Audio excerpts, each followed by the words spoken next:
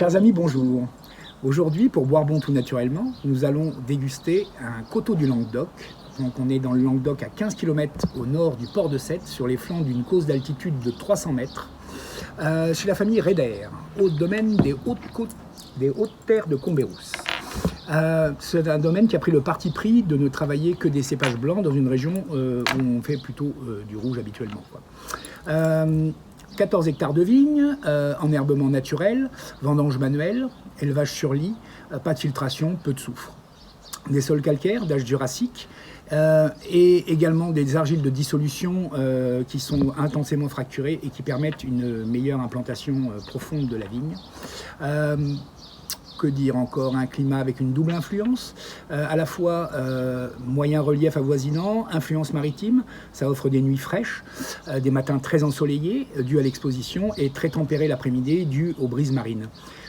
Donc Roucaïa 2017, c'est un blanc typiquement méditerranéen, composé de 50% de roussanne, 30% de rôle et 20% de grenache blanc, pardon. Un vin hors norme, assez considéré comme naturel, fluide.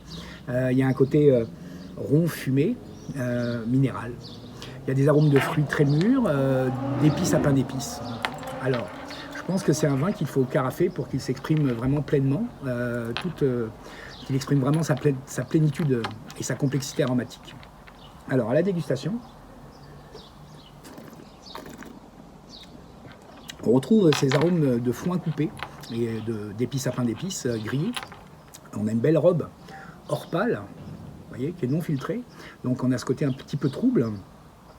On retrouve également ce côté arachide grillé, curry, fruits secs, la pomme, la poire, c'est assez incroyable. Il y a des petites notes oxydatives qui pourraient faire penser qu'on est dans le Jura en fait. La bouche, on a ce côté vif, tendu.